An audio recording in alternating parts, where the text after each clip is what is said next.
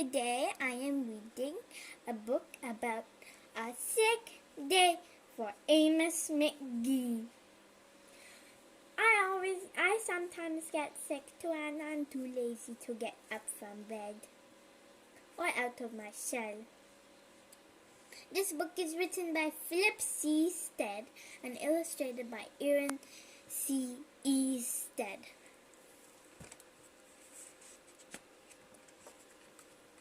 A sick day for Amos McGee. Amos McGee was an early riser.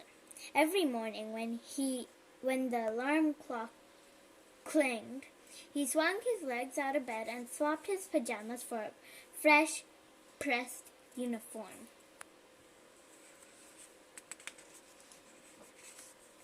He would wind his watch and set a pot of water to boil, saying to the sugar bowl, "A spoonful for my oatmeal, please, and 2 for my teacup." Belly full and ready to work for the day, he'd amble out the door.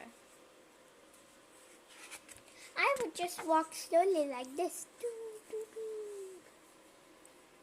Every day, Amos waited for the number 5 bus. Next stop, City Zoo, the bus driver would call. 6 a.m., right on time, he'd reply. Amos had a lot of things to do at the zoo, but he always made time to visit his good friends. Look, there's a monkey on the tree! He would play chess with the elephant, who thought and thought before making a move. I like to play chess but I always lose. Run races with the tortoise, who never lost. That's my cousin Sally!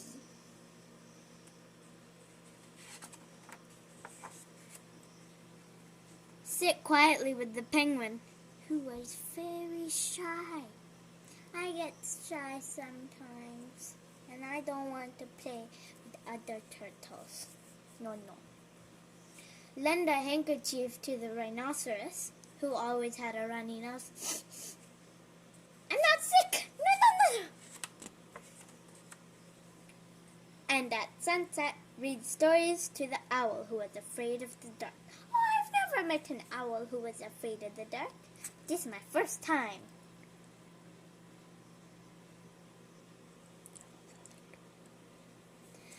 One day, Amos woke with the sniffles and the sneezes, achoo! And the chills. He swung his achy legs out of bed, curled them back in again, he said, "Oh, I don't think I can go to work today."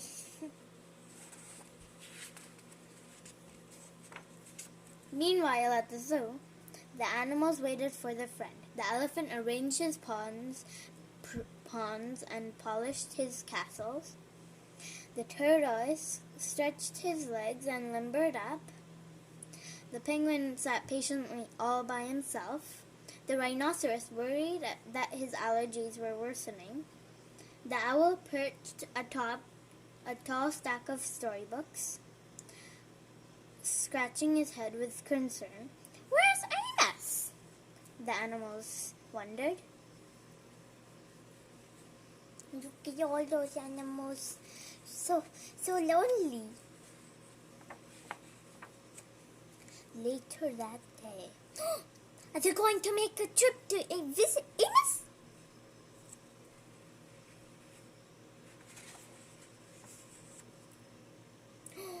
There they are, waiting at the bus stop.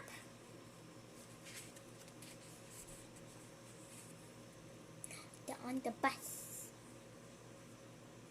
Wow. Number 5 bus.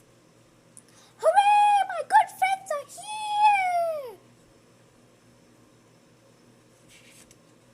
That's nice to see your friends. The elephant prepared a game of chess. Amos thought and thought before making a move. I take a long time to make my moves. I'm too tired to run races today, said Amos to the tortoise. Let's play hide and seek instead. The tortoise hid inside his shell, while Amos hid beneath the covers. Peek-a-boo! Amos yawned.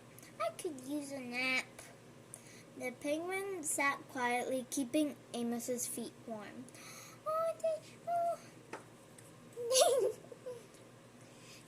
I want to keep them warm too. It's so cold. Achoo! Amos woke with a sneeze. The rhinoceros was ready with a handkerchief. They're doing the same thing that they did that Amos did with the animals.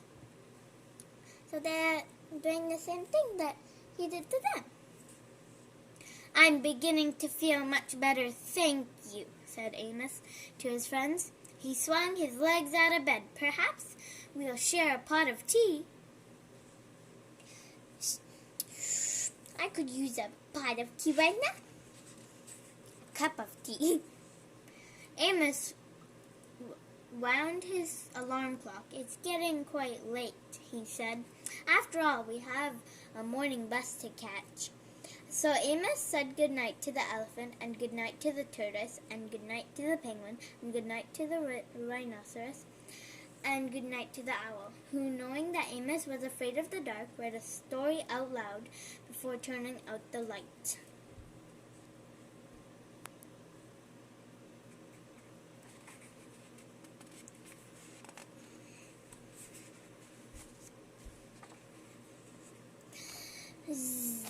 I could be sleeping. Oh, the penguin is staying up. Wonder what's he's watching the moon. That's nice. I like to watch the moon when I stay up late. The end. Hope you guys enjoyed. Don't forget to like and subscribe.